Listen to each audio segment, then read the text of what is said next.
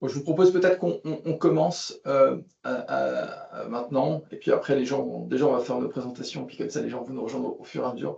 Donc, merci beaucoup pour votre présence matinale et pour ce webinaire qu'on a voulu résolument pratique et surtout sur un regard croisé entre juridique et technique, puisque c'est la matière essentiellement être regardée sous ces deux angles.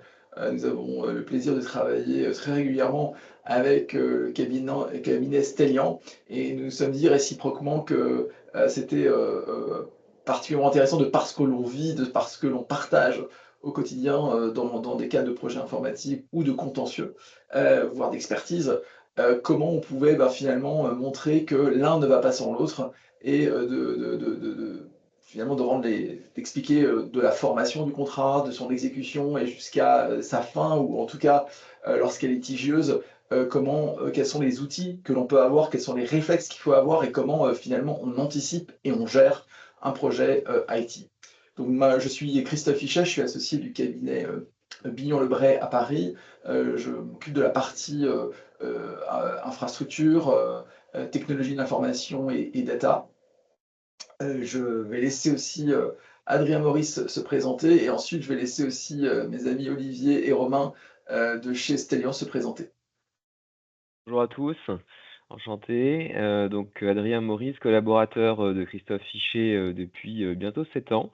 Je travaille avec Christophe sur ces problématiques infrastructure, data et système informatique, gestion de projets informatiques, conseil, contractualisation et contentieux, gestion du précontentieux et du contentieux. Bonjour à tous, Olivier Tiberghien, je suis expert en risque informatique au sein du cabinet Stellian. Alors en 3 mots sur Stellian, vous connaissez peut-être déjà 2 noms, hein. C'est un gros cabinet de l'expertise, on est environ 3000 en France, donc spécialisé, dans le contentieux dans le pardon, dans les risques, et les solutions après sinistre globalement. Hem, Avec Romain, on fait partie du pôle NTIC, donc le pôle spécialisé, dans tout ce qui est risque informatique. Et on intervient donc en amiable ou en contentieux, sur des dossiers, donc en RC informatique, en échec de projet, en cyber, tout ce qui est, cyberattaque, et en matériel, pour tout ce qui est, par exemple, dommages en data center type incendie ou dégâts des eaux. Voilà, et donc Romain Bourdeau, donc pareil, cabinet Stellian. Olivier a déjà à peu près tout dit. Juste un petit mot, c'est vrai que nous, en tout cas, nos profils, on a un peu de la double casquette avec un vernis technique de par notre passé, et ensuite un vernis assurantiel et donc après sur la gestion des litiges, que ce soit amiable ou contentieux. Et donc, c'est cette double casquette, au fait, qu'on utilise très fréquemment et notre passé qui nous sert justement dans la gestion des dossiers, quoi. Voilà. Et donc, de cette typologie de problématiques. J'avais juste oublié de présenter le cabinet. Nous sommes avec 120 avocats. Nous sommes un pôle aussi qui est composé de 4 associés d'une dizaine de collaborateurs. Et voilà, et nous intervenons en France pour des clients français, étrangers. Nous intervenons aussi beaucoup pour ces problématiques dans les pays émergents. Et on est aussi en collaboration avec pas mal de cabinets en Europe. Alors, pour commencer, pour faire ce produit, cette introduction sur cette matière, déjà, il faut dire que ce qu'on voulait montrer aussi, c'est qu'un projet informatique, c'est jamais quelque chose de figé. C'est quelque chose qui doit être conçu au départ d'une expression de besoin, on va le voir avec Romain et Olivier, mais c'est aussi, c'est jamais fini. C'est-à-dire que ça va toujours évoluer, enfin ça va souvent évoluer, et même si on a une solution standard, elle va devoir être paramétrée, on va voir aussi qu'on va avoir des spécifiques, etc. Donc c'est quelque chose qui n'est jamais figé. Ce qui est important aussi, c'est que comme dans tout contrat, c'est une offre et qui est acceptée, donc on a une offre, une acceptation, et on a un prestataire et un client. On a un prestataire qui est un sachant et on a un client qui, par essence, vient acheter une prestation pour laquelle il n'est pas forcément professionnel du secteur. Alors, c'est pas un consommateur, mais néanmoins, même si on est dans une relation de type commercial, précisément, il va y avoir des obligations de conseil, etc. Et donc, il y a aussi une obligation de bonne foi. Donc, c'est-à-dire qu'il y a vraiment une interaction entre le prestataire et le client. Et le prestataire, lui, néanmoins, doit faire de la maïotique, il doit trouver l'expression du besoin, il doit le traduire, ce besoin. Bien évidemment, tout ça doit être enserré dans des délais et dans la qualité de service. Mais aussi, il y a une enveloppe budgétaire qui est très importante, qui doit être bien définie au départ, parce qu'on a souvent des problèmes de dépassement, des prestations supplémentaires qui sont demandées et qui n'étaient pas forcément celles qui étaient convenues au départ. Donc, cette problématique financière aussi et de budgétaire est extrêmement importante. Pour pouvoir que ça marche aussi, il faut que le client, lui aussi, collabore et notamment mette à disposition des données. Également, aujourd'hui, par exemple, l'état de son système IT, pour savoir exactement là où il va et surtout quelle offre calibrée il doit produire. Ensuite, ce qui est important, c'est de savoir dans quel environnement on se situe aussi. Donc, il va falloir vérifier si on, et puis c'est tester et valider les prestations, mais déjà aussi voir l'environnement pour savoir s'il est compatible ou pas. Qu'est-ce qu'il va falloir l'améliorer et aussi comment on va valider. Il y a tout un système d'acceptation et de validation par étape. Et ce qui est important aussi, c'est que le client a besoin aussi d'avoir en interne ou avec l'intervention d'un assistant à maîtrise d'ouvrage, par exemple, des équipes qui sont prêtes, formées sur le pont et qui vont accompagner ce changement, puisque souvent, en plus, c'est quelque chose, même par exemple, quand on passe d'un on-premise à un SaaS, c'est aussi un changement assez important et qui requiert une mobilisation de tous. Et pour ça, donc, il faut aussi qu'il y ait des échanges qui soient réguliers, constants, nourris et très techniques, et qu'il y ait une vraie compréhension entre client et prestataire. Et pour ça, en effet, il faut que chacun sache ce qu'il a à faire, où il va et quel est son périmètre de responsabilité. C'est vraiment l'idée dans tout projet informatique, qu'on parle de l'intégration d'un ERP, d'un SIRH, pour 20 000 collaborateurs ou développement d'un site web. On a vraiment ce ping-pong, comme Christophe l'a bien décrit, entre le prestataire et le client, puisque la solution doit être véritablement adaptée au client et on a tout au long du projet cet aller-retour qui doit être fait. Et donc ça, c'était la théorie. Et puis, en pratique, qu'est-ce qui se passe en réalité? Alors, on a mis cette petite slide, on va dire humoristique, que les prestataires IT et les clients qui ont travaillé dans ce type de dossier connaissent bien finalement. Alors, vous voyez en haut à gauche, ce que décrit le client, c'est une balançoire avec 3 planches. C'est quelque chose qui est pas tout à fait ça, puisque évidemment, on sait qu'en pratique, les besoins du client vont évoluer et puis on va aller vers quelque chose qui a plus de sens. Ce qui a été budgété, c'est une seule corde, puisqu'évidemment le budget est souvent, inférieur à ce que, on attendait en réalité.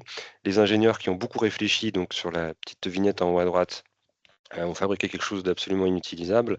Voilà, je passe vite pour la suite, mais vous comprenez que pour chaque case, on a de façon assez caricaturale, on a des écarts entre, la réalité et puis ce qu'on attendait, réellement.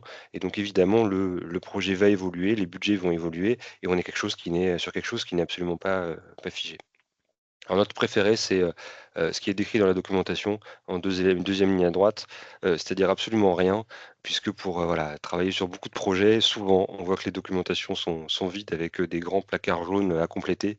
Je ne sais pas si votre expérience, va aussi sur ce constat-là, mais c'est vraiment quelque chose qu'on voit souvent. Alors finalement, on est sur un projet, on a sur comme on le disait, ce ping-pong, ces allers-retours et on se place en fin de projet quand ça se passe mal. Qu'est-ce qui va être reproché finalement au prestataire ou au client, en phase amiable ou en contentieux? Mais finalement, en contentieux, c'est ce qui sera formalisé ensuite, en expertise judiciaire ou au fond. Alors là, on vous a listé les griefs assez typiques qui sont, adressés au prestataire par le client.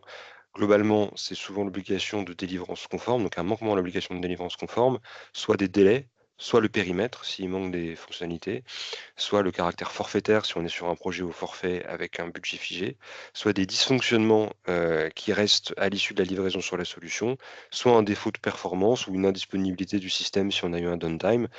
Typiquement, tous ces sous-griefs-là rentrent globalement dans l'obligation de délivrance conforme. Un deuxième grief assez classique qu'on observe, c'est la défaillance dans la maîtrise d'œuvre. Souvent, le prestataire est maître d'œuvre, dans la mise en place du projet, Il a un chef de projet qui est attitré, il va travailler, il va, travailler sur des plannings, sur un budget, piloter les équipes et Si, on le verra plus tard dans la présentation, mais si, le b.a.-ba, on va dire, du pilotage projet n'est pas respecté, souvent on aura ce manquement qui sera reproché, au prestataire. Et puis le manquement à l'obligation d'information et de conseil, qui est une notion plus juridique, dont on parlera évidemment un petit peu, tout à l'heure. Et puis, une deuxième liste concerne les griefs qui sont généralement adressés donc au client par le prestataire, puisque de façon assez symétrique, quand on est en contentieux, si le client reproche quelque chose, bah, le prestataire va également se défendre, puisque c'est un peu le principe de ces projets IT, comme on le disait, on a un partage de responsabilités. Et donc au client, le prestataire va souvent reprocher le manquement à l'obligation de collaboration, une expression des besoins qui n'était pas claire, qui n'était pas complète, le projet qui a évolué avec des nouvelles demandes qui évidemment ont été à l'origine, d'un dérapage budgétaire ou calendaire, l'absence de recette ou une défaillance dans la recette, hein, si le client a validé la mise en prod, mais en fait, il a mal testé et on a beaucoup de difficultés ensuite et de dysfonctionnements qui apparaissent, et puis la connaissance de son SI si on intègre une solution ou la disponibilité de l'équipe compétente puisqu'évidemment il faut, investir du temps quand on est client pour, que le projet se passe bien, dédier des ressources, ce qui n'est pas toujours le cas quand les besoins, les budgets, du client côté, MOA sont limités. Évidemment, le manquement à l'obligation de paiement, puisqu'en général, quand le projet se passe mal, ça dérape et puis, bah, le client ne veut plus payer. Et puis, manque de connaissance du RACI. Donc le RACI, c'est la répartition globalement des responsabilités entre, chaque acteur, et ça n'est pas forcément, appliqué comme il le faut. Alors peut-être que, voilà, ce qu'on va faire, c'est qu'on va essayer maintenant, à partir de ces propos introductifs, de vous décrire un peu 3 grandes parties, tout ce qui est avant le contrat jusqu'à la rédaction du contrat, donc de l'expression des besoins à la définition du cadre contractuel. Tout ça, ça va être progressif, avec ensuite les principales clauses, même si elles ne sont pas exhaustives, mais ce qu'il faut savoir et qu'on va retrouver. Toute cette partie-là, elle est essentielle puisqu'elle va de l'expression des besoins, comme on disait, jusqu'à l'évolution. Il peut y avoir aussi entre-temps bien, des MOU, des Memorandum of Understanding. Il peut y avoir aussi, bien évidemment, toute la confidentialité qui est importante. Il y a aussi, on va le voir, de faire toujours très attention à toute la documentation qui est échangée, donnée. Souvent, il y a une phase commerciale donc, dans cette avant-vente, donc, de promotion, voire d'extra-promotion, avec donc des expectatives côté client qui peuvent être fortes et dont il peut se prévaloir après en disant moi j'ai cru que vous m'aviez dit que ça serait 100% garantie, 100% de performance, etc. Donc on verra, il faut faire aussi extrêmement attention à ce qui est produit et éventuellement à s'en défaire lorsqu'on arrive sur la phase contractuelle pour enlever cette documentation-là pour qu'elle ne prévale pas et ne revienne pas comme un boomerang lorsqu'il y aura éventuellement un contentieux. On a cette deuxième partie qui est sur le suivi du projet, donc le build, on va expliquer aussi quelle est la méthodologie du projet, quelles sont les étapes clés du projet et comment on en sert et comment on encadre ce projet. Et puis, bah, il y a cette fin, et cette fin qui peut être aussi une fin naturelle, elle peut être une fin un petit peu plus contentieuse, une phase qui peut être aussi précontentieuse, mais qui se sort bien, et ou alors un précontentieux bah, qui vire au contentieux, et il faut gérer ce contentieux et à un moment donné aussi en sortir. Donc c'est ce qu'on va essayer de vous décrire. Alors sur l'expression des besoins, je laisse. Alors, je prends le relais. Alors, l'expression des besoins, c'est vraiment enfin, nous, en tout cas, des retours d'expérience qu'on a sur les dossiers, etc., c'est vraiment l'élément clé central en fait, c'est ce qui va permettre de cadrer le projet. C'est aussi c'est le document qui va permettre au client d'exprimer ce qu'il veut, la façon dont il l'a compris, etc. Et c'est quelque chose qui va ensuite transmettre au prestataire. Alors normalement, dans un monde idéal, on a une expression de besoin qui est formalisée par un client et ensuite on a un cahier des charges qui va être émis par le prestataire en réponse à cette expression de besoin. Bon, dans les faits, on se rend compte que c'est très peu le cas. Ça recoupe un peu la slide précédente avec les balançoires, puisque en fait, dans la documentation, on se rend compte souvent que les projets sont lancés très rapidement parce que tout d'un coup, il y a un besoin soit de changer de RP, donc c'est des projets très structurants et qui sont décidés au niveau de la direction, avec des plannings qui ne sont pas forcément en corrélation avec la réalité opérationnelle. Et donc, on se retrouve finalement à partir dans des projets très dimensionnants pour une société et sans forcément avoir un besoin mûr et une vision claire sur le temps et l'investissement que ça va représenter. Donc ça, cette slide-là, ce qu'on a fait, c'est un peu des tips qu'on a mis et qui, selon nous, pourraient éventuellement limiter en tout cas les problématiques et les incompréhensions au moment de la livraison du logiciel ou de la solution. Donc l'expression de besoin, évidemment, faut qu'elle soit claire. Ça paraît bête, mais souvent on se retrouve, quand il y a des expressions de besoin, on se retrouve avec des expressions qui sont pas claires, avec des phrases très très longues et qui des fois parfois même peuvent se contredire. Donc ça c'est, on va dire, une petite la façon de faire un peu, je vais dire, usuelle et qui permet de s'affranchir, en tout cas de limiter les problématiques de compréhension. C'est une exigence, normalement elle doit être numérotée. C'est une ligne, normalement, une exigence. Donc, c'est quelque chose de très court. Si jamais ça fait plus, c'est qu'il faut faire 2 exigences. Et ça permet de faciliter la recette. Parce que souvent, et aussi, d'ailleurs, on ne l'a pas mis, mais ça permet aussi de faciliter le suivi. Parce que quand vous avez une exigence qui fait 5 lignes, si ça se trouve, vous avez commencé à faire quelque chose. Donc, c'est-à-dire que l'exigence est à moitié complétée, mais pas complètement. Et du coup, sur les indicateurs, ça ne se reflète pas. Parce qu'une exigence, elle est soit valide, soit pas valide. Et donc, ça peut aussi créer des sentiments de frustration chez le client, parce que quand on fait un reporting et que finalement, on n'a que des exigences à rallonge, finalement, on a l'impression qu'aucun indicateur n'avance, alors qu'en réalité, si, mais comme les exigences sont mal formalisées, on a effectivement cette impression de stagnation, quoi. N'hésitez pas si vous avez des questions, hein, il n'y a pas de souci, hein, je crois qu'il y a un petit lever la main là, qui marche bien. S'assurer que l'expression de besoin est partagée par les équipes techniques et la direction. Donc ça, c'est pareil. On a des cas comme ça où, en fait, globalement, c'est l'équipe opérationnelle qui soutient l'expression de besoin, qui exprime ce qu'ils veulent, etc. C'est même eux qui sont aux ateliers. Vous savez, souvent, on a des ateliers en phase de formalisation d'expression de besoin. Et en fait, la direction est absente. Et au moment de la première livraison, tout d'un coup, il y a un membre du comité de direction qui va y participer, et puis au fait, qui va dire, mais moi, c'est pas du tout ce que je voulais, c'est pas du tout ce à quoi je m'attendais, etc. Et donc, si ça se trouve, ça fait 6 mois, 8 mois, 1 an que le prestataire et le projet sont lancés. Et on va se retrouver finalement à avoir des choix complètement différents, une expression de besoin finalement qui n'était pas mature. Évidemment, des décalages planning, des retards. Si jamais il y a des pénalités contractuelles, l'application de pénalité, etc. Enfin, ça, après, on verra ça par la suite. Donc, c'est extrêmement important que les visions soient accordées entre les différents services d'une société et cohérentes. Voilà, donc éviter les incompréhensions au cours de projet. Donc c'est typiquement ça, pouvant mener à des refontes complètes de la solution. Parce qu'évidemment, quand ça fait 1 an que vous avez commencé à développer selon un certain axe et que tout d'un coup, il faut tout revoir, évidemment, on a des problématiques qu'on n'aurait sûrement pas eues si on avait eu une expression de besoin claire dès le début. Et la contractualisation sur la base de l'expression de besoin, en identifiant les points de vigilance. C'est vrai que souvent, donc c'est pour ça qu'on fait... souvent, on a de la mise en place de lotissement. Donc, ça permet de prioriser au fait des fonctionnalités parce que souvent, finalement, en tout cas, quand l'expression de besoin est assez mature, c'est assez facile d'identifier les fonctionnalités vraiment prioritaires. Donc, par exemple, de la gestion commerciale, tout ce qui est les liaisons de factures, etc. Et ensuite, les fonctionnalités qui seront peut-être secondaires, même si elles font partie du projet de manière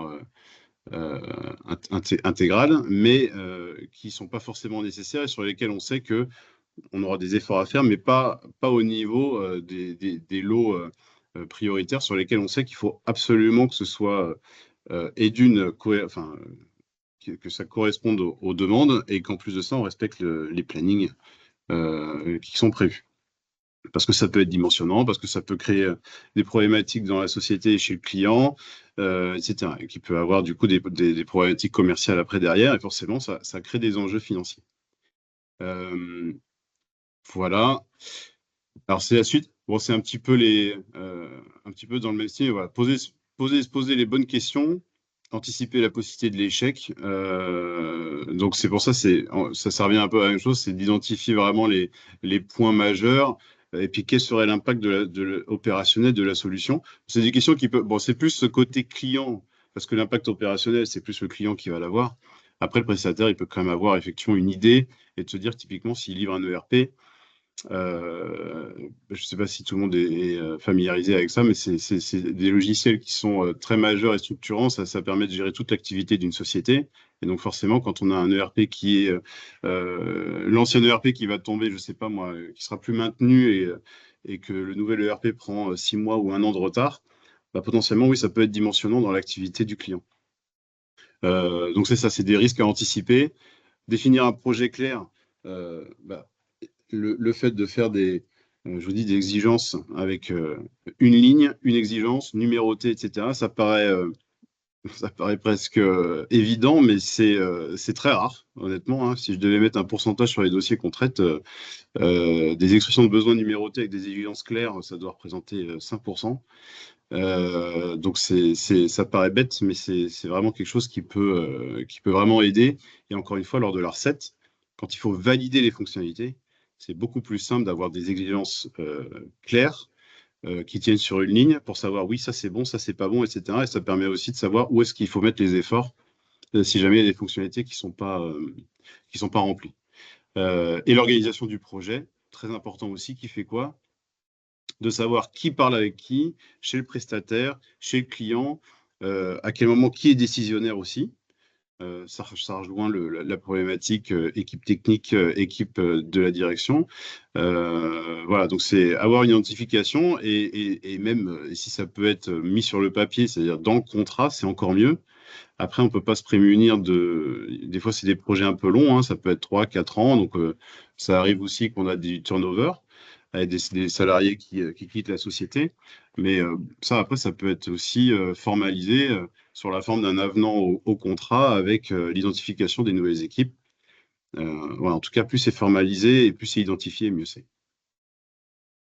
Et alors pour aider, pour s'aider en fait dans cette tâche d'expression des besoins qui est pas, toujours évidente et Romain l'a rappelé, en pratique, en réalité, on voit beaucoup d'expressions des besoins, lacunaires, avec des exigences, ou non numérotées ou insuffisamment développées ou parfois d'ailleurs, trop développées et contradictoires les unes avec les autres.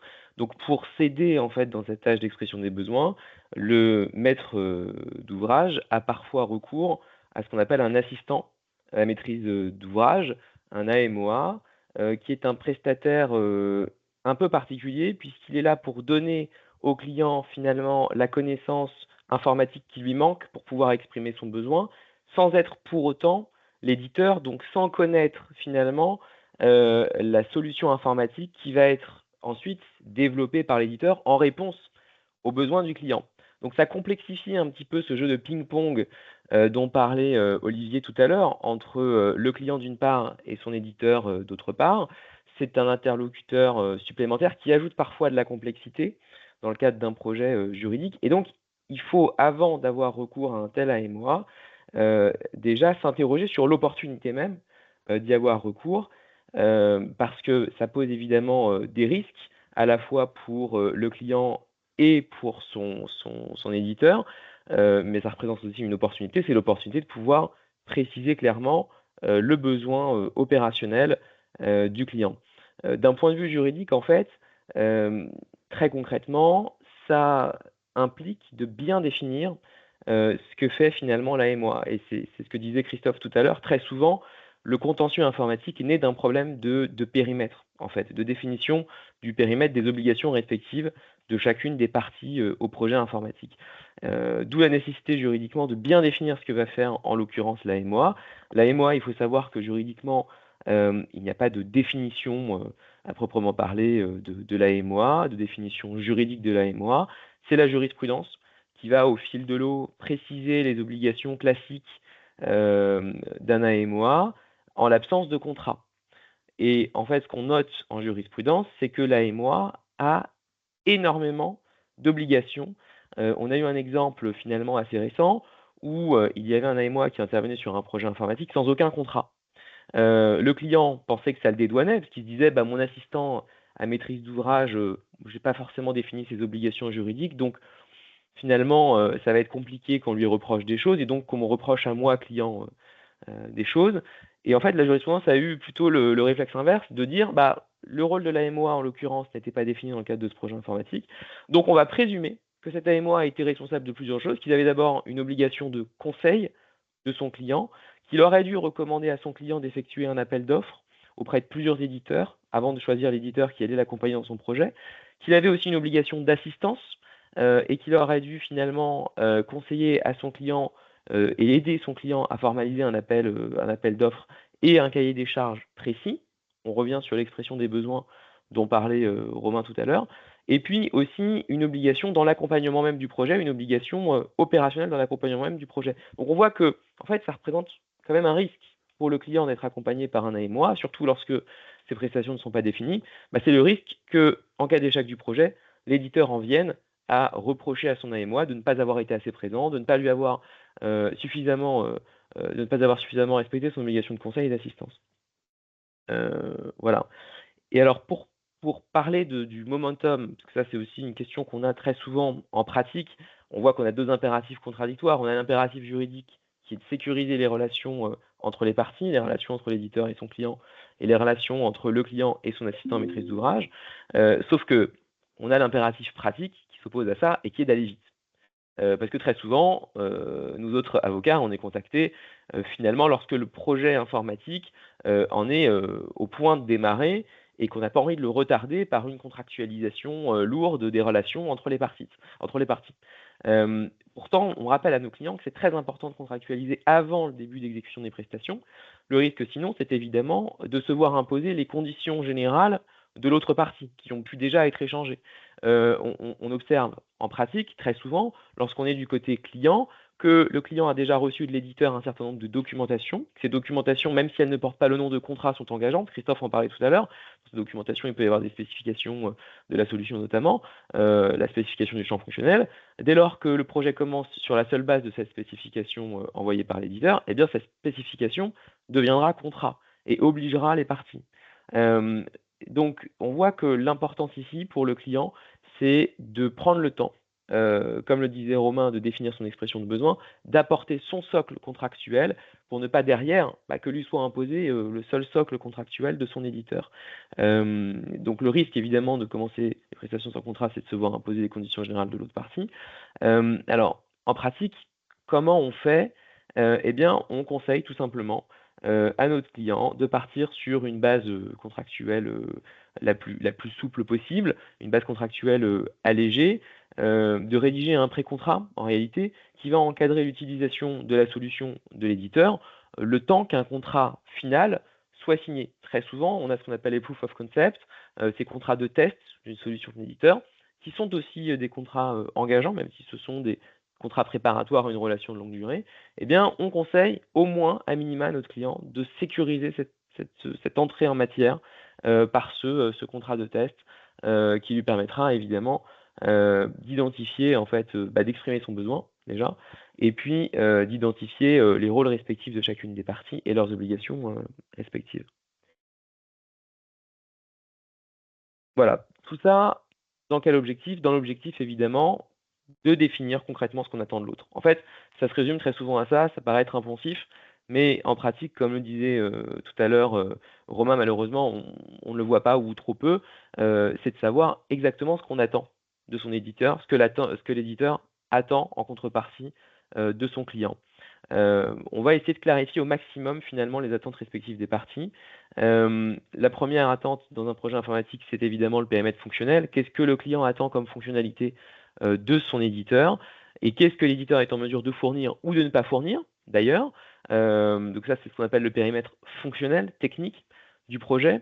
Le phasage du projet, c'est-à-dire de quelle façon l'éditeur va pouvoir conduire le projet informatique et délivrer ce qui est attendu par le client.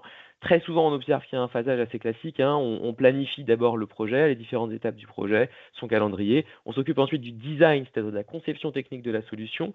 On fait ensuite le build, c'est-à-dire qu'on va développer finalement ce qu'on a conçu.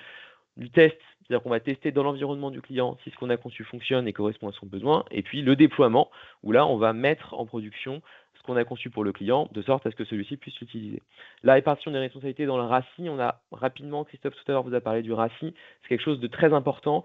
C'est un terme un peu barbare qui vient du marketing, le RACI, qu'on ne voit pas forcément dans tous les projets, qui est assez spécifique finalement à l'IT.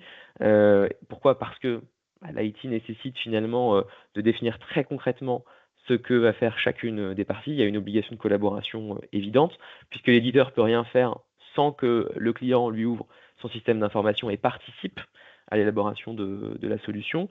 Et le RACI, très simplement, R pour responsable, qui est responsable de la tâche, A pour accountable, qui va rendre compte de cette tâche, qui va valider cette tâche, le C pour consulter, quelle partie va être consultée pour la réalisation de cette tâche, et le I pour informer, quelle partie va être informée de la réalisation de cette tâche. Et ça, c'est quelque chose en pratique qui est très important pour nous, avocats, que ce soit dans le cadre de la conduite du projet, mais aussi dans le cadre du contentieux, parce que très souvent dans le contentieux, le débat se cristallise autour du RACI, autour de qui devait faire quoi. Et on observe dans certains contentieux que, en fait, le contentieux même naît du fait que le RACI n'a pas été suffisamment précis, et que l'éditeur, par exemple, n'a pas suffisamment expliqué ce qu'il attendait du client dans son RACI. Il avait besoin, par exemple, de documentation précise, sauf qu'il ne l'a jamais exigé de son client dans le RACI. C'est quelque chose qui va lui être opposé en contentieux, typiquement. Ensuite, la qualification de la nature de l'obligation du prestataire. Alors, juridiquement, voilà, vous n'êtes pas censé savoir qu'il y a, on va dire, deux grandes catégories d'obligations. L'obligation qu'on qualifie de résultat. Le prestataire va s'engager à délivrer quelque chose à un délai qui est convenu. À l'inverse, l'obligation de moyens, c'est qu'il va s'engager à faire ses meilleurs efforts pour délivrer cette chose.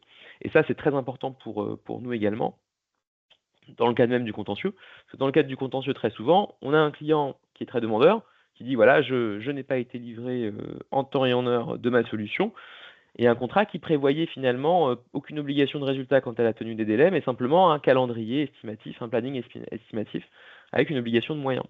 Et dans ce contexte, c'est très compliqué, quand on est du côté client, avec une simple obligation de moyens, de démontrer que finalement, l'éditeur n'a pas fait ses meilleurs efforts pour tenir les délais qui étaient contractuellement anticipés. Et dernier point, la définition de l'étendue de la responsabilité du prestataire. Là, évidemment, c'est des choses juridiquement que vous retrouvez dans tous les contrats. L'exclusion de responsabilité, la limitation de la responsabilité du prestataire et également de l'éditeur. Voilà, sous réserve évidemment de respecter le cadre en la matière. Et finalement, tout ça, ça répond à ce dont on parle depuis le début de cette conférence, c'est-à-dire finalement anticiper les risques dans l'exécution du contrat en étant très clair sur ce qu'on attend de l'autre et prévoir juridiquement les instruments associés. Typiquement, les garanties, c'est un instrument très important, qu'on se place dans la peau du client ou de l'éditeur, chacun va exiger des garanties sur ce qu'il estime être le plus important pour lui. Le client, très souvent, ce sont les délais, puisque le projet informatique répond à une nécessité opérationnelle.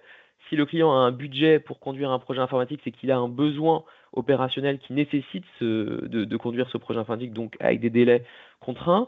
Très souvent, ça va être aussi la mobilisation des équipes de l'éditeur, puisque l'éditeur n'a pas qu'un seul client, mais il veut que l'éditeur lui soit maximum disponible. Le respect du champ fonctionnel qui a été défini dans le contrat. Et ce qu'on appelle la garantie d'éviction, c'est la garantie que l'éditeur, finalement, en offrant sa solution, ne va pas violer les droits de propriété intellectuelle d'un tiers. Qu'il a tous les droits de propriété intellectuelle sur sa solution pour l'offrir à son client. Et puis du côté de l'éditeur, très souvent, c'est ce que disait tout à l'heure Olivier, c'est la nécessité pour l'éditeur d'avoir en face un client qui soit compétent, qui maîtrise son système informatique, qui soit disponible, qui connaisse son système d'information et qui maîtrise sa documentation. On a ensuite les indicateurs de performance que vous connaissez, SLA, KPI, qui sont souvent associés à des pénalités. Très souvent, juridiquement, nous, quand on négocie des contrats informatiques, le client a cette tendance à vouloir mettre sur la table le sujet de savoir si la pénalité est ce qu'on appelle libératoire ou non, c'est-à-dire est-ce que le seul fait de payer cette pénalité va libérer le prestataire de toute autre responsabilité. En fait, on conseille, nous, plutôt d'éviter le sujet lorsqu'on est dans la peau du prestataire, parce que dans la peau du prestataire éditeur, la pénalité, juridiquement en droit français, ce qu'on appelle la clause pénale, est par essence libératoire, sauf stipulation contraire. Donc, c'est de se lancer dans un débat lorsqu'on est du côté éditeur informatique qui risque finalement de lui revenir un peu en boomerang avec des pénalités qui pourraient s'ajouter en plus à des dommages et intérêts, à d'autres sanctions contractuelles. Donc conseil en pratique, lorsqu'on est du côté évidemment éditeur, pas du côté client, c'est de ne pas trop évoquer ce sujet libératoire ou non des pénalités. En revanche, côté client, là c'est intéressant d'en parler parce que les pénalités peuvent très bien se cumuler avec d'autres choses. Si votre éditeur ne respecte pas les délais convenus, en plus des pénalités, vous pourriez avoir des dommages et intérêts, vous pourriez avoir d'autres sanctions contractuelles, les unes n'étant pas exclusives des autres, sous réserve évidemment de ce que précise le contrat. Et puis, tous les autres maîtres dont je viens de parler très rapidement à l'inexécution, évidemment, la résiliation du contrat, la résolution du contrat, la rétention des paiements lorsqu'on est du côté client, en faisant encore une fois attention au cadre légal, notamment à l'interdiction, la rupture brutale des relations commerciales préétablies. Alors après, le référentiel. Donc, le référentiel et délivrance conforme, bon, ça recoupe un petit peu tout ce qu'on a dit depuis le début et puis aussi sur l'expression de besoin. Donc, le référentiel, c'est vraiment capital. C'est par rapport à ça justement que, alors là, on vous a parlé, vous voyez dans le slide, on parle d'un expert judiciaire. Quand on est en contentieux, c'est la première demande. La première demande de l'expert, en tout cas dans 95% des cas, après on a des cas un peu particuliers, mais enfin en tout cas dans 95% des cas, la première demande de l'expert, c'est quel est le référentiel, quel est le contrat, qu'est-ce qui était prévu et qu'est-ce qui a été livré. C'est là-dessus que naissent aussi la plupart des contentieux. Hein. C'est là-dessus, c'est le client qui pensait, qui s'attendait à avoir une voiture rouge, il a une voiture verte, il a une moto rouge, en tout cas, il n'a pas ce qu'il pensait avoir. Parce que l'expression de besoin n'était pas claire, le cahier des charges qui a été émis par le client n'était pas clair, ou les spécifications techniques que le prestataire a émis en réponse au cahier des charges n'étaient pas claires ou n'ont pas forcément été bien lues par le client qui n'a fait aucune remarque. Donc, c'est très important ce référentiel-là. On l'a vu aussi souvent, les expressions, le besoin, en tout cas, au moment de la naissance du projet, il n'est pas forcément bien clair et arrêté dans la tête du client. Donc, tout ce qui va être ensuite évolution, etc., que ce soit d'ailleurs pour le client ou pour le prestataire, il faut le tracer. Il faut que ça soit tracé et il faut que à la fin, au moment où on va recéter la solution, tout le monde ait une idée claire du périmètre. Donc, il a pu évoluer. Hein, c'est finalement la vie assez classique d'un projet, surtout quand c'est sur plusieurs années. Mais par contre, il faut que ce soit tracé et que tout le monde ait une idée claire sur le périmètre et que ce soit partagé. Donc là, l'exemple, par exemple, qui a été mis, où il y avait un client qui avait défini une liste de fonctionnalités dans son cahier des charges et au cours du projet, il y a une fonctionnalité qui a été remplacée. Le client a essayé le prestataire parce que, en fait, il estimait que ce n'était pas ce qui était prévu initialement. Et donc, il a fallu démontrer que la fonctionnalité dont il était question avait été abandonnée au cours du projet. Et donc, pour ça, il faut se replonger soit dans les comptes rendus, les comités de pilotage, les comptes rendus d'atelier également, de cadrage, puisque souvent, quand on fait le cahier des charges et que la spécification est réalisée par le prestataire, c'est à l'issue d'ateliers. Les ateliers, je ne sais pas si vous êtes familiarisé avec ça, mais c'est le prestataire qui vient dans les locaux du client, bon, ça peut être l'inverse, et il présente la solution, et ensuite c'est un échange. Donc le client, les opérationnels vont dire, moi, voilà, j'aurais préféré ça comme ça, ok, comment ça marche, j'aurais préféré ci, ça. Et donc quand il y a des adaptations qui sont réalisables, évidemment, ça rentre du coup dans l'expression de besoin et dans la spécification technique qui va être réalisée. Donc ça, c'est extrêmement important. Le référentiel, on le dira jamais assez, c'est la clé de voûte de tout dossier et de tout projet. Voilà. Alors, on parlait de tout ça, de cet encadrement, et donc on en vient aussi au contrat, puisque le contrat, c'est la loi des parties finalement. Je ne sais pas s'il y a que des juristes parmi vous, mais voilà, alors, un contrat, ça n'est ni plus ni moins que ça. C'est comment je vais encadrer, quel socle je vais mettre autour de ça. Donc, ça doit être un reflet. C'est une matrice, un contrat, de toute façon. C'est quelque chose qui doit être clair, lisible, entendu, et qui doit donner le moins possible lieu à interprétations divergentes, qui créent contentieux, qui créent des débats et qui fait perdre du temps. Donc, normalement aussi, quand on arrive à cette phase contractuelle, c'est-à-dire qu'on a déjà fait toute la phase amont, c'est-à-dire cette phase d'expression des besoins, cette phase de référentiel, cette phase où on va véritablement se comprendre de ce qui est attendu et de ce qui est proposé en retour et de ce qui est affiné pour arriver en un commun entre une solution, souvent, puisque comme on le disait au départ, une solution qui est brute, qui va être adaptée aux besoins du client, mais qui n'est pas non plus forcément, qui ne va pas remplir l'ensemble des exigences peut-être que le client avait au départ, ou en tout cas pour le prix fixé, il va devoir renier un petit peu de certaines de ce qu'il voulait au départ, entre une solution peut-être un petit peu moins structurée, mais qui correspond à ses exigences de délai, de prix et bien évidemment derrière de qualité et de rendu. Alors quand on a ce contrat, c'est une contrat, une fois de plus, c'est une trame, elle a différents items. Déjà, elle doit répondre à déjà des définitions. C'est très très important de prévoir des définitions, de savoir de quoi on parle, parce qu'une fois de plus, moins on décrit, plus ce sera difficile après, et souvent on a des choses extrêmement vagues, par exemple de solutions, par exemple on ne va pas savoir exactement ce que c'est, d'évolution pareil, donc il faut vraiment spécifier, de même que quand on va parler d'utilisateur, d'ailleurs souvent c'est là aussi que le bas blesse, puisque l'utilisateur c'est lié aussi à des redevances de licence, et donc il va y avoir aussi souvent des contorsions entre le nombre d'utilisateurs et s'il y a des adresses qui ont été, par exemple, utilisées et qui ont été dédoublées, voire plus, eh bien, on dira qu'il y a plus d'utilisateurs que prévu, donc le prix de la licence n'était pas celui qui était prévu, donc on va prévoir des clauses d'audit, etc. Donc ça, la partie définition, elle est très importante. La partie objet aussi, de savoir exactement ce que l'on vise, ce qui est recherché. Là aussi, vous avez souvent des projets de mise à disposition, puis après, vous avez toute la partie maintenance qui peut être différente, qui peut prendre le relais. Là aussi, c'est sur les garanties dont Adrien aussi parlait tout à l'heure.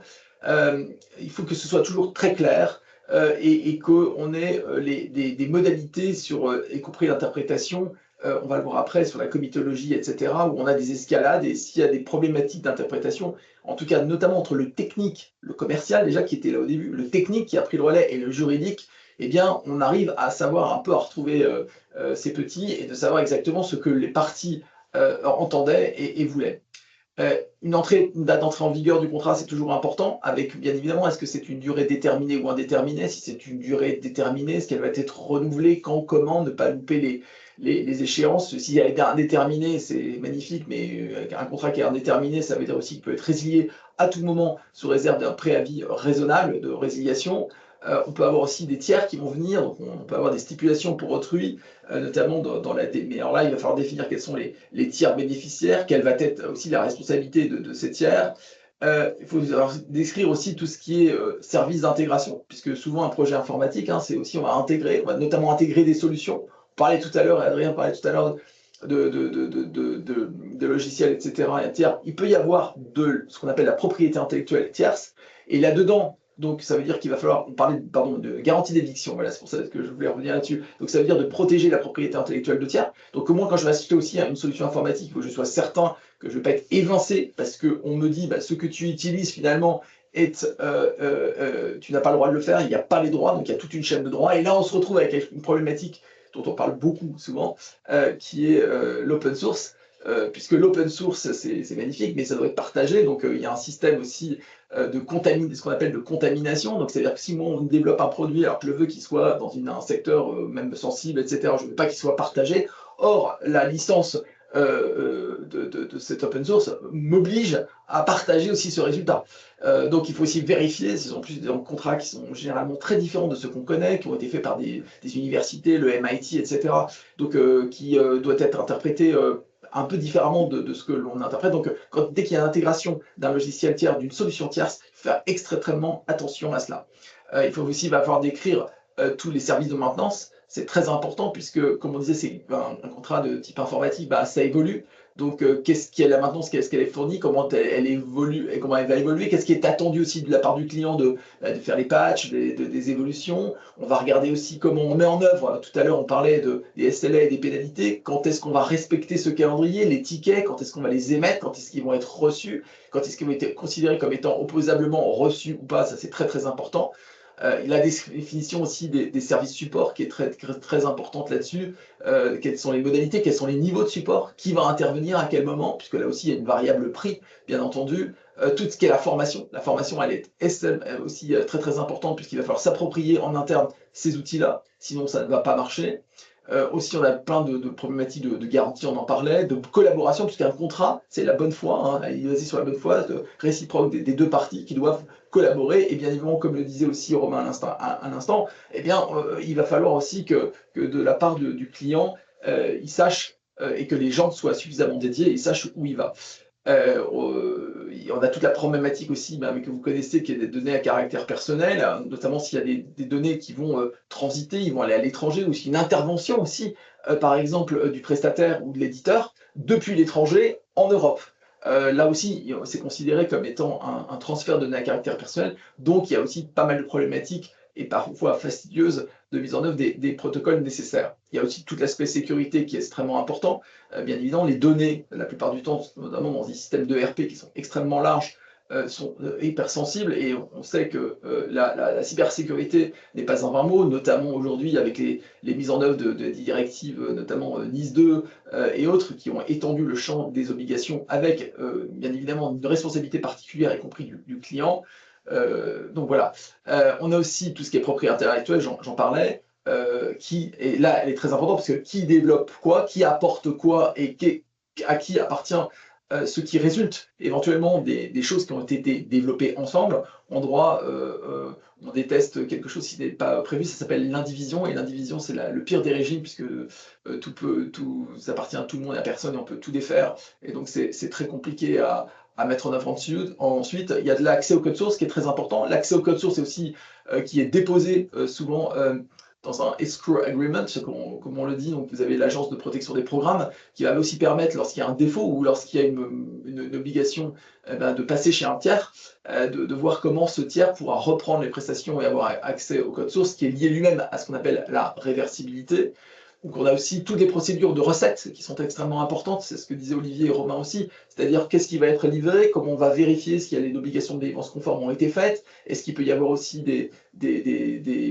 avant que le PV de recette soit émis, s'il y a des réserves qui sont faites, donc on peut avoir une recette provisoire qui est suivie d'une recette définitive. Bien évidemment, tout le champ de la responsabilité, c'est extrêmement important, avec les limites de responsabilité, sachant que celles-ci peuvent aussi être remises en cause, notamment lorsqu'il y a un cas de faute lourde. L'articulation entre la responsabilité et la non-exécution des SLA, qui donne lieu aussi à des clauses pénales, c'est ce qu'a expliqué aussi Adrien. Comment gérer les deux et comment faire en sorte que je puisse être aussi, moi, éditeur protégé, mais aussi que le client sache comment il peut se retourner. Responsabilité étant liée bien évidemment aussi au système assurantiel. On en parlait tout aussi en introduction, donc savoir ce que couvre l'assurance, ce qu'elle ne couvre pas.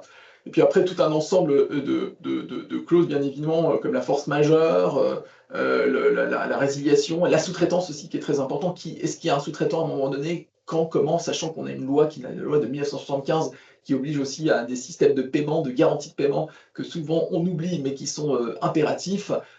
Et puis l'indépendance aussi du prestataire et de ses employés. Alors pour tout ça aussi, pour que ça marche, pour qu'un contrat soit suffisamment souple, puisque même si on va, ce qu'on veut, c'est quand on forme un contrat, c'est qu'il soit bien exécuté et qu'éventuellement, il y a des choses incitatives si le prestataire ne s'exécute pas. Aussi des possibilités de dire je me mets en pause 6 mois, client, vous ne m'apportez pas le concours nécessaire. Et on ne veut pas aller au contentieux. Donc pour éviter le contentieux, on va mettre en place tout un système. On va mettre aussi ce qu'on appelle toutes des clauses et puis des comités de comitologie. On va regarder quels sont les champs de compétences de ces comités de pilotage qui y sont, puisque c'est piloter ce projet, c'est un projet, comme disait aussi Romain, c'est des projets qui sont longs, sur le long terme. Donc il peut y avoir des amendements, donc, et il peut y avoir aussi des changements de personnes au cours du projet. Donc le projet doit exister en lui-même, il doit être piloté et d'avoir des critères qui lui permettent cette souplesse d'évoluer, quelles que soient les personnes finalement qui sont là.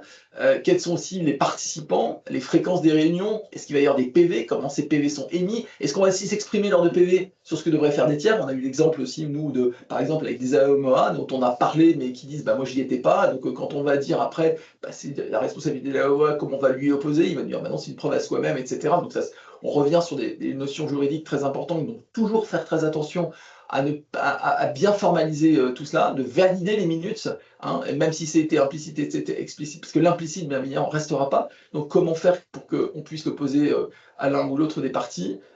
Et puis, tout ce qui est clause d'audit, puisqu'il y a une finalité probatoire, hein, que ce soit le côté éditeur ou que ce soit le côté client. Si c'est le côté éditeur, c'est de vérifier, comme je disais, s'il y a plus d'utilisateurs ou pas, donc des conditions d'utilisation de la licence, s'il y a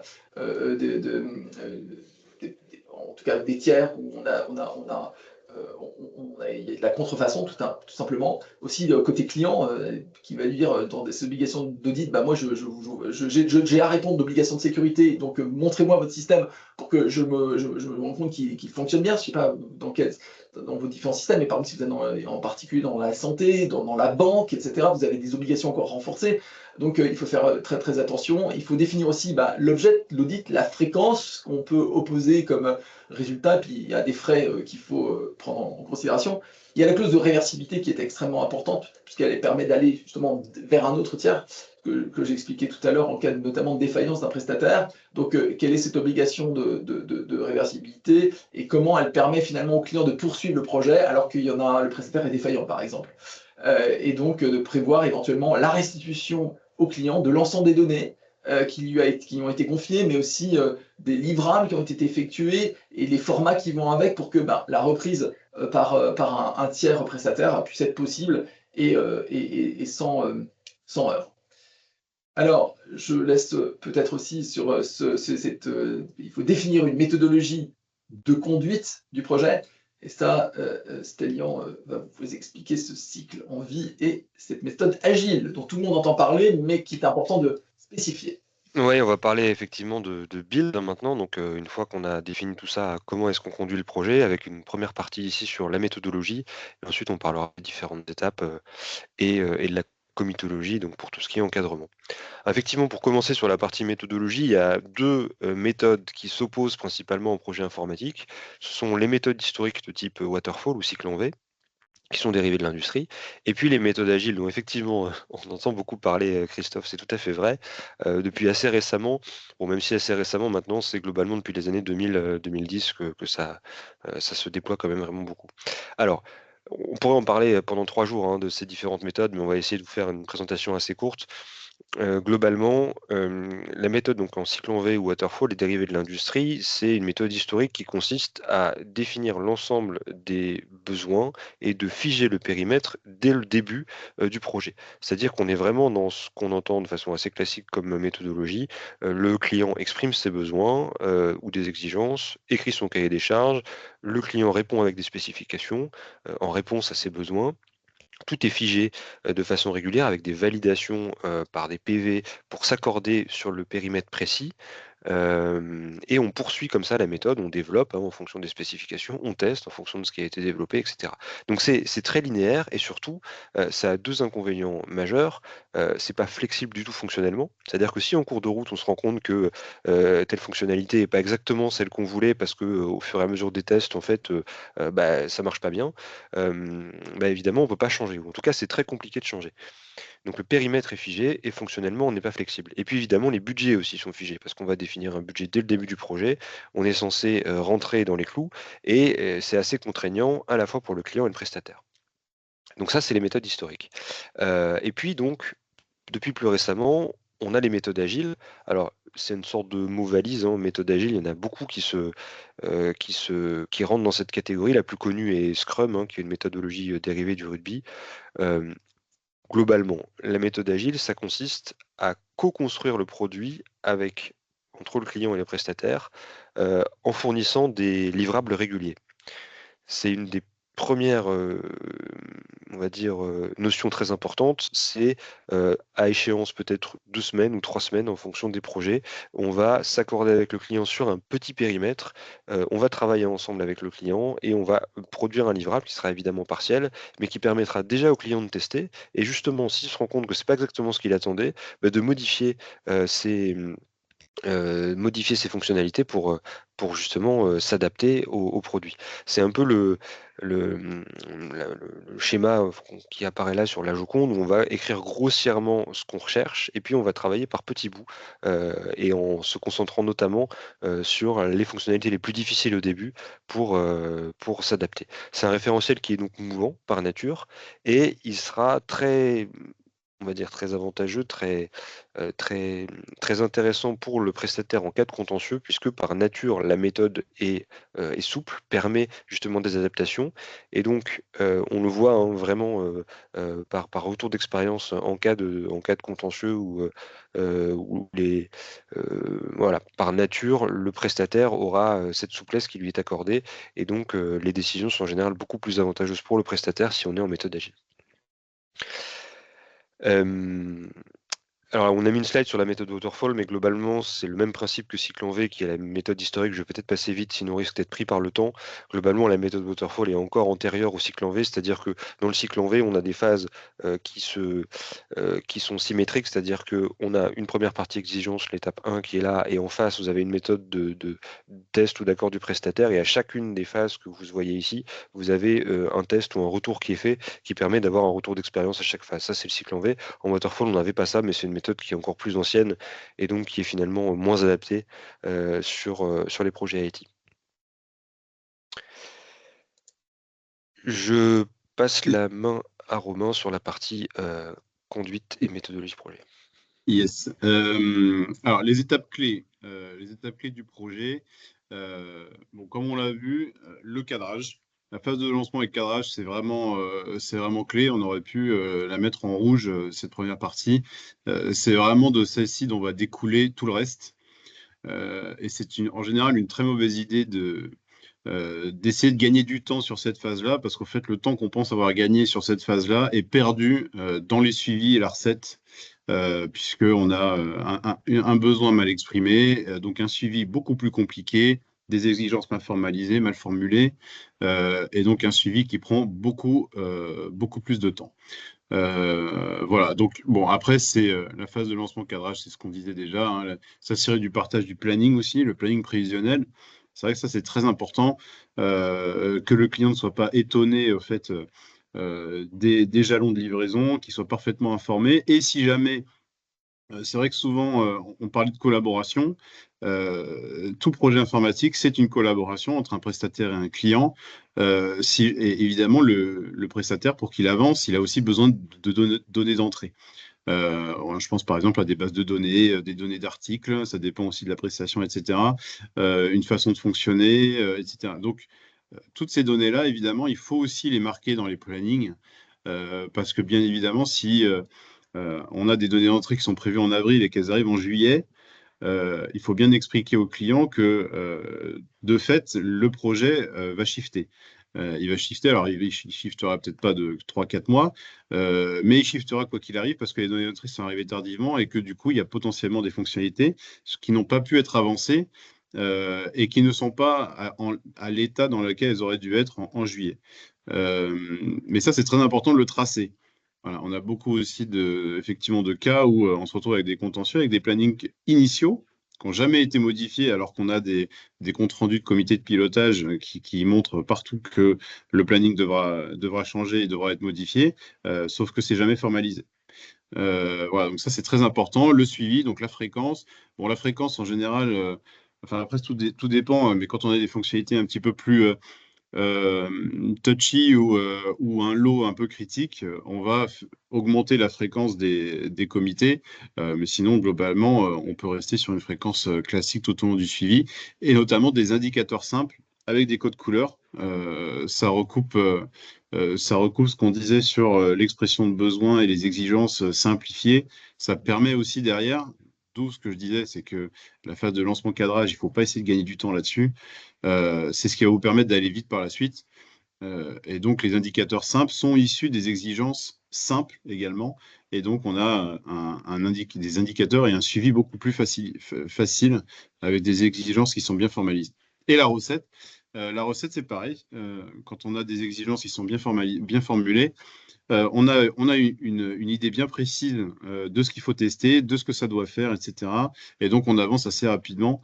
Alors si jamais on a une expression de besoin, une spécification qui est un peu floue, on va avoir beaucoup de mal à valider et à considérer que telle ou telle fonctionnalité est validée parce qu'on se pose des questions, il y a des fonctionnalités qui ne sont pas très claires, etc. Donc tout ça, c'est très important.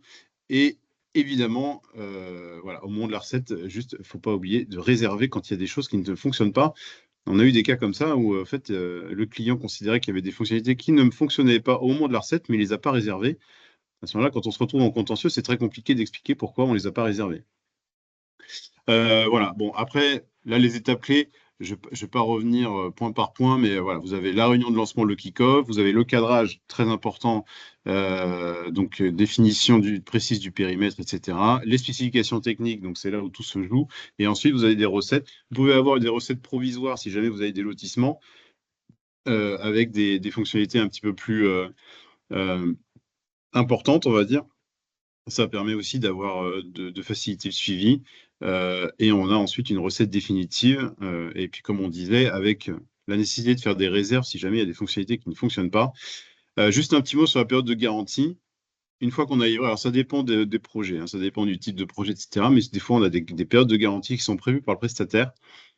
Bien évidemment, c'est des garanties qui sautent si jamais il y a des modifications de code qui sont réalisées avant. Ou même juste après, évidemment, c'est comme un produit, si vous voulez, avec l'étiquette. Vous savez, vous avez la garantie, que si vous ouvrez, vous faites sauter la garantie, c'est exactement le même principe. Et des fois, pour essayer d'aller vite, on se dit, bah, je pense savoir, donc je vais modifier rapidement le code, etc. Je demande les codes sources, sauf que du coup, on fait sauter une garantie de 6 mois. Et derrière, si ça se trouve, on n'a pas les compétences adéquates le client n'a pas les compétences adéquates pour modifier, et il se retrouve finalement avec quelque chose qui ne marche pas ou pas comme il le voudrait, et un prestataire qui n'interviendra pas puisque la période de garantie est terminée de par le fait. Voilà, donc ça, c'est juste des fois, on a des réflexes pour essayer d'aller vite, et finalement, c'est plutôt contre-productif. Alors, donc, sur le suivi du projet, donc, comme je le disais tout à l'heure, par essence, il évolue. Hein, il évolue quasi systématiquement. Donc, ce qui est très important, c'est de tracer les nouvelles demandes et les fonctionnalités qui sont remplacées. Donc, généralement, ce qu'on fait, c'est qu'on fait un avenant pour éviter tous des problèmes d'interprétation. Ça peut être aussi fait par bon de commande, si c'est une prestation supplémentaire. Un support de comité de pilotage qui lui aussi est nécessaire. Il faut toujours conserver le document de suivi de périmètre. Ça, c'est très important parce que ça permet de justifier justement l'évolution du référentiel auquel Romain faisait référence, si je puis dire, il y a quelques temps. Toujours savoir de quoi on parle et qu'il n'y ait pas de sujets d'interprétation qui sont mis à contentieux. Et puis bien évidemment, puisqu'il y a une évolution de ce périmètre, il y a forcément un impact financier qui lui aussi doit être formalisé, puisqu'on va toujours avoir cette question, c'était dans le scope, c'était pas dans le scope, vous deviez le faire, j'avais compris que, vous me le devez, et on part dans des complications, sachant que vous pouvez aussi avoir, et ça, on l'a souvent, pendant ce temps-là, y compris un éditeur qui va facturer, envoyer des factures qui ne sont pas honorées, et puis on va avoir après, si on est en contentieux, qu'est-ce qu'on en fait? Est-ce qu'on en fait des avoirs? Enfin, ça devient extrêmement compliqué et ça tend la situation. Alors, ce qui est important, c'est qu'on ait des comités de pilotage toujours réguliers.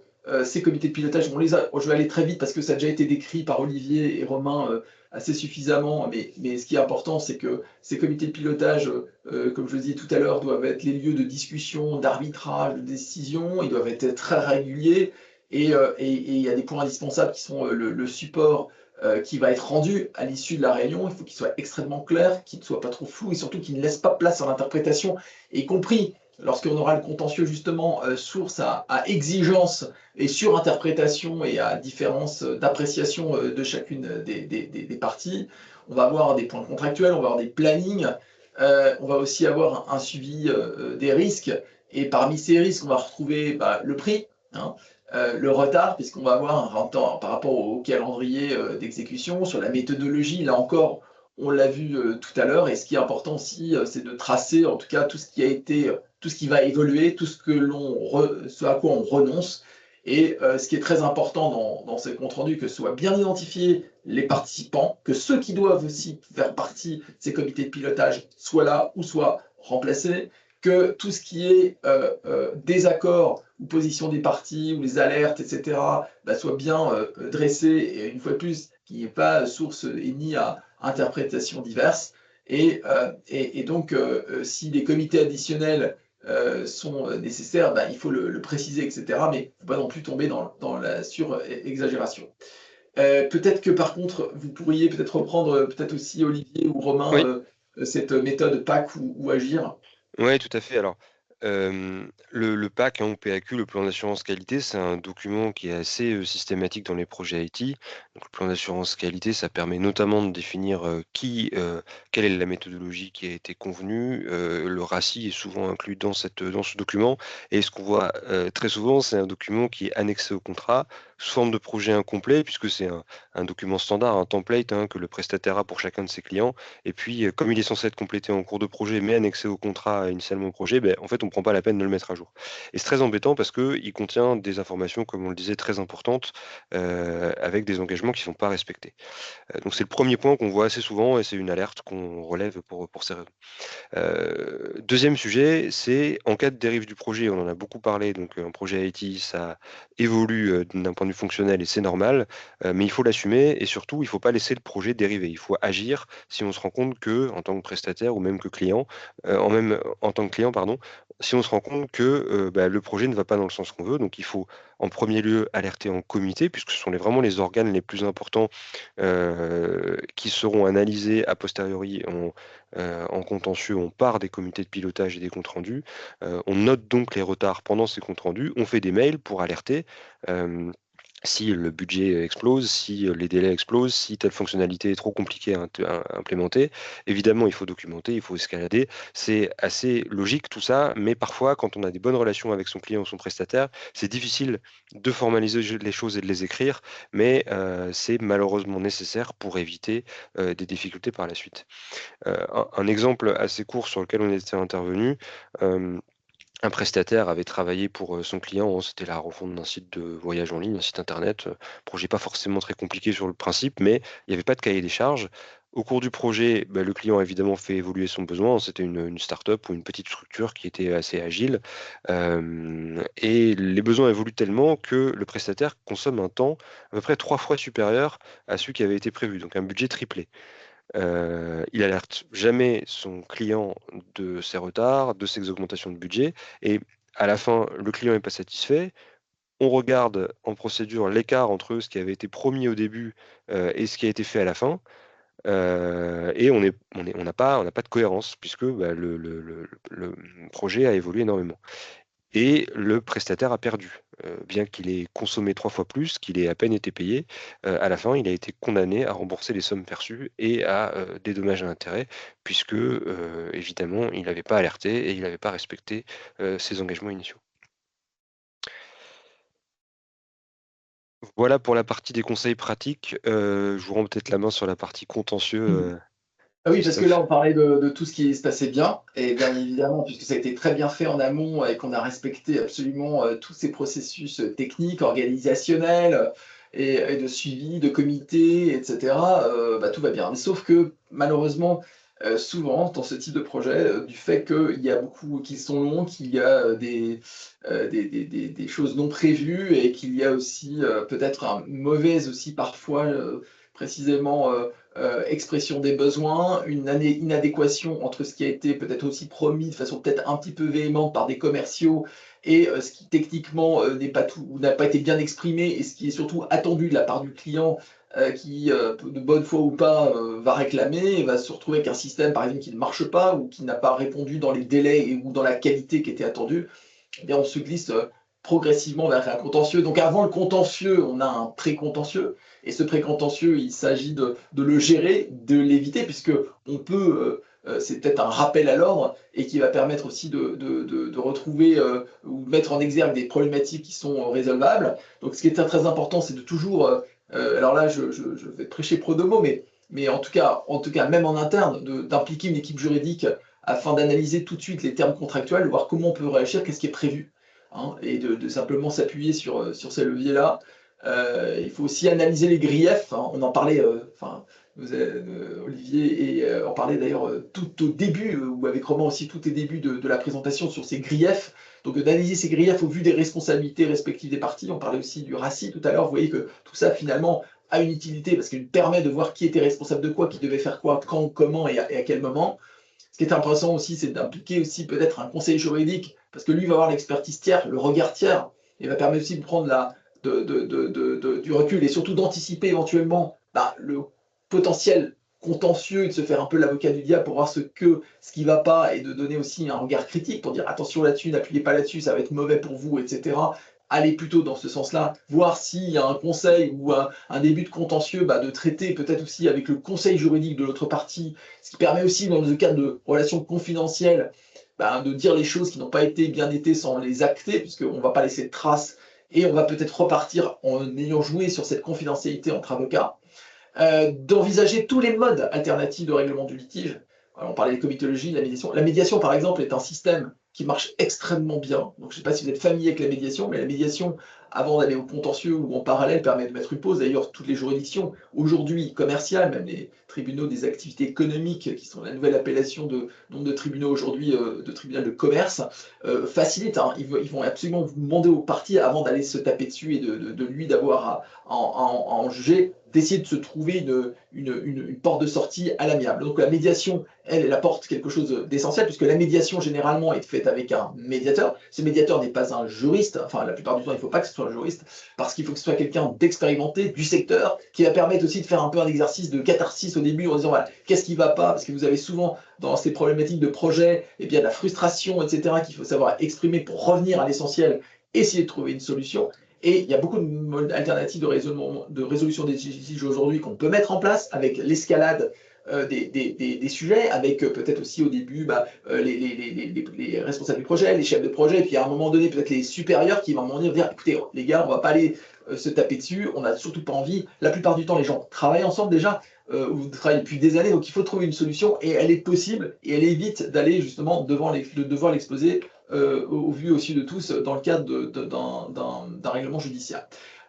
Aussi rédiger tous les échanges dans la perspective d'un contentieux, ça c'est l'avocat qui parle, mais c'est important de faire extrêmement attention à ce qu'on écrit, d'être avare de mots finalement et d'être très précautionneux, mais par contre de bien tout garder parce qu'on peut le garder et de le retrouver facilement parce que c'est ce qui va nous permettre quand on sent qu'il y a quelque chose qui commence à aller mal, de le ressortir pour dire c'est vous qui m'aviez demandé ça, etc. Donc c'est très important d'être très hiérarchisé. Il faut éviter aussi trop facilement ou j'ai rien contre, mais c'est vrai qu'il y a une partie commerciale qui souvent veut faire plaisir aux clients, va revenir, va promettre, surpromettre, ou dire ah oui c'est vrai que là-dessus on n'a pas été bon, on a surtout éviter tout cela. Donc il faut vraiment que ça soit vérifié par le chef de projet et que rien ne sorte sans que ce soit validé et de faire extrêmement attention parce que tout ce qui est, il y a une trace qui va rester et on peut se le voir opposer. Il y a des réflexes aussi, dès qu'on va sentir que les choses commencent à partir dans une mauvaise direction, de conserver donc déjà l'ensemble des documents du projet. Donc on parlait tout à l'heure des supports des comités, des comptes rendus, des spécifications, de même que les échanges d'emails avec les personnes clés du projet, y compris ceux qui sont partis, puisque comme on disait, souvent c'est des projets à long terme, et bien évidemment dans les équipes ça tourne. Il faut réaliser aussi tous les exports des outils de ticketing, donc toutes les gestions de tickets, d'incidents, etc. Il faut vraiment les garder, c'est très très important. S'agissant aussi du prestataire, il faut réaliser des sauvegardes de code source quand elles n'ont pas été déjà faites. Alors, il faut faire aussi intervenir des commissaires de justice, donc des ex-huissiers, pour faire formaliser tout cela sur les livraisons, les contenus. C'est très important aussi de donner une preuve, une force exécutoire à tout ça. Et pour le client, ce qui est important aussi, c'est d'organiser toute la recette, dont Olivier parlait tout à l'heure, avec aussi des recettes provisoires, définitives, contradictoires, tout ce qui a été émis comme étant des réserves. Un constat de commissaire de justice, là aussi, ça permet d'acter les dysfonctionnements. Il faut savoir aussi mettre en demeure au bon moment le prestataire lorsque ça marche pas, donc par LRR ou par doublé d'un courrier électronique, etc. Mais en tout cas, d'avoir la preuve que les griefs techniques reprochés ont été bien constatés et notifiés. Il faut faire attention à tout ce qui est la confidentialité, dans tout ce qui est échangé. Dès qu'on sent qu'il y a une difficulté, bon, ben voilà, comme on disait, on cherche une solution, mais cette solution, elle est technique, elle peut être aussi commerciale, mais là encore, attention, comme je le disais avant, à ne pas faire de trop de promesses et ne pas se compromettre avec des échanges qui peuvent se retrouver comme très dangereux et en effet boomerang. Et puis quand on voit que ben, c'est un peu irrémédiable, qu'il y a une vraie difficulté d'exécution et une impossibilité peut-être d'obtenir la prestation qu'on en veut en vie, ou alors que lorsque l'on est prestataire, on sent qu'on ne va pas pouvoir continuer à travailler de la sorte avec un client qui visiblement n'a pas les équipes nécessaires, n'a pas la maturité, etc. Ben, faut savoir se sortir de cette situation, mais il faut faire aussi très important parce qu'on parlait tout à l'heure de responsabilité, mais attention parce qu'on peut mettre, et je vous évoquais des limitations de responsabilité, mais attention parce que ces plafonds de responsabilité peuvent aussi sauter dès lors que l'on a une faute lourde assimilable au dol et qui va dire que finalement tout ça, ce plafond il est écarté et que finalement la limitation de responsabilité ne s'applique pas. Donc extrêmement attention avec tout cela. Mais ça se prépare, donc, un contentieux. Donc, il faut réunir une task force, comme on disait tout de suite. Il faut avoir aussi une SWOT analysis, c'est toujours important. Ça va permettre de savoir ses forces et faiblesses, tout simplement, et d'avoir un audit précis de notre situation, des pièces que l'on a, de savoir où on va, de ne pas aller dans des directions qui sont compromettantes et d'aller là où il y a une faiblesse de l'autre côté. Donc, c'est une vraie stratégie qui est à définir avec l'ensemble des acteurs impliqués dans la société. Et puis, c'est là aussi où on peut avoir à réfléchir à l'opportunité d'expertise croisée. C'est pour ça qu'aujourd'hui, on vous fait ce regard croisé, parce que souvent, on en appelle les uns aux autres à intervenir. On va demander à un client, on va dire, écoutez, là, avant d'aller au contentieux, il faut absolument une expertise tierce, une expertise technique qui va vous permettre d'y voir clair. On a l'occasion d'avoir des dossiers comme cela où on va par exemple demander d'intervenir en intervention volontaire. On va vouloir demander à ce qu'un expert intervienne ou qu'un expert judiciaire intervienne, voire pour recourir à ce qu'on appelle la procédure de l'article 145 du Code de procédure civile, parce que ça va nous aider dans notre contentieux. Il faut aussi savoir que si contentieux il y a, il faut le préparer, mais on va aussi avoir devant nous des juges qui sont des juges au commerce, qui sont aussi, par le cheminage, pas forcément que des juges de professionnels, mais aussi des professionnels du secteur. Donc, l'avantage d'un contentieux qui est bien géré, c'est quelque chose qui est expliqué de façon simple, claire, évidente. Donc là aussi, nous les juristes avons absolument besoin d'avoir des expertises et donc l'entreprise aussi ou le client ou le prestataire qui se voit dans une perspective de contentieux doit avoir un dossier finalement où on va dire écoutez monsieur le président, les choses sont extrêmement claires, on a raison, ils ont tort. Donc cette expertise elle est importante et elle peut être oubliée aussi souvent d'une expertise économique parce qu'on va dire voilà, moi j'arrête le projet parce que ou je mets fin au projet parce qu'il devient complètement fou, parce qu'il coûte cher, parce qu'on m'a demandé trop. Donc souvent, c'est une approche qui est juridico-économico-technique. Et c'est une relation tierce à trois parties. Alors, pour sortir, on essaye, avant d'aller dans les tribunaux, on va essayer et puis de sortir de ce contentieux. Il faut falloir gérer les relations entre les différentes parties qui sont impliquées. Comme on le disait tout à l'heure, et Adrien le précisait aussi, on n'est pas forcément que deux, il y a plusieurs d'autres, et on vient aussi des tiers qui sont un assistant à maîtrise d'ouvrage côté client, et puis un assistant à maîtrise d'œuvre côté éditeur. Donc quelles sont nos responsabilités, comment on va faire, comment on va essayer de remettre tout cela dans une gestion efficace. Si on va au contentieux, eh bien, ça veut dire qu'on peut avoir une procédure principale, par exemple, on est client, et on va assigner son éditeur, et puis on va peut-être aussi être obligé d'assigner d'autres, ou alors si nous on est assigné parce qu'on est l'éditeur et qu'on est face à un client, on va se dire, attendez, là-dedans il y avait un assistant à maîtrise d'ouvrage, donc on va aller le chercher. Donc on va demander au juge aussi, au travers de procédures accessoires, cette fois d'intervention forcée. Et la sortie du contentieux, peut-être aussi qu'à un moment donné, on va se dire, il est temps, on a montré les forces, on a montré le rapport de force, mais on va essayer de s'en sortir, on va essayer de trouver une phase dite transactionnelle. Donc là aussi, on va prendre en considération qu'il y a eu plusieurs intervenants, et donc si on passe en phase de transaction, bah, il va falloir être intelligent. Comment je négocie? Est-ce que je négocie avec toutes les parties, dans le cas d'une convention, une transaction tripartite, ou alors je vais transiger avec l'un, puis avec l'autre? Est-ce que la procédure principale, par exemple, ne va pas emporter l'extinction de la procédure accessoire? C'est important parce que là, par exemple, si donc quand on a cette répartition des frais de procédure, par exemple, ce qu'on appelle l'article 700, bah, normalement, c'est celui qui se désiste qui va les supporter. Et généralement, vous pouvez même avoir des gens qui disent, et comme ce sont des procédures orales, eh bien, en face, on va vous dire, ah ben non, mais finalement, je augmente encore mes frais de procédure parce que je viens inclure tous les frais d'avocat, ou parce que j'étais assistant à maîtrise d'ouvrage et que j'aurais jamais dû être là-dedans parce que vous m'avez appelé, donc moi, je veux augmenter les frais des procédures abusives, etc. Donc, et on se retrouve devant des magistrats, on va plaider à l'oral, et donc là, comment on gère? Donc c'est très important aussi de se dire comment on va gérer ça, y compris si on passe dans une processus transactionnel, bah, de voir comment on va se répartir les frais de procédure, comment on va s'arranger pour que finalement, eh bien, même si on a initié un contentieux, eh bien, on s'en sort pour que juste une validation de la part du président qui a été saisi, qui d'ailleurs sera absolument ravi de voir que les parties se sont mises d'accord et que lui n'a plus qu'à statuer sur le fait qu'il n'y a même pas à statuer sur les frais de procédure.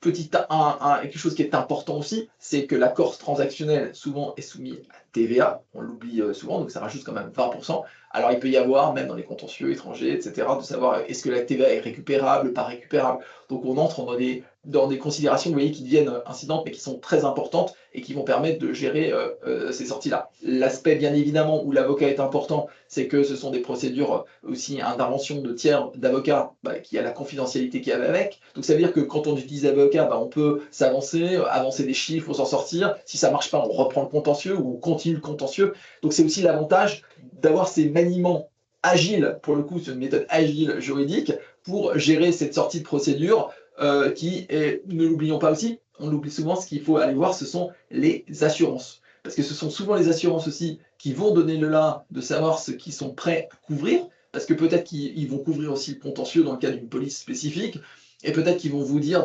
on arrête les frais, ou on n'ira pas au-delà, que ce soit le client ou l'éditeur va dire écoutez, bon, moi c'est bon, maintenant je ne vais pas continuer, ça commence à me coûter très cher, je veux cesser, donc je vais dans telle limite. De savoir aussi, peut-être que par rapport à des polices d'assurance ou autres, nous, avocats, on peut savoir si quelle est la nature de l'indemnité transactionnelle. Peut-être qu'on ne va pas du tout partir, par exemple, si souvent ça c'est des problématiques qu'on a dans les procès avec l'étranger, est-ce que c'est des punitive damages ou est-ce que c'est des claims, etc. Donc de la qualifier pour que ça soit qualifiable et entendable dans le cadre de la police d'assurance qui va permettre de couvrir en disant moi je ne vais pas couvrir les damages mais je vais couvrir les liquidated damages, etc.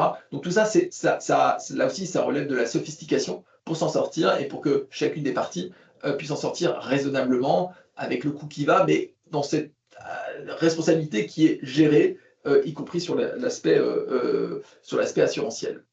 Voilà, écoutez, on en a fini de notre présentation dense, on en convient, mais on voulait absolument vous couvrir ce regard croisé. Donc maintenant, place aux questions.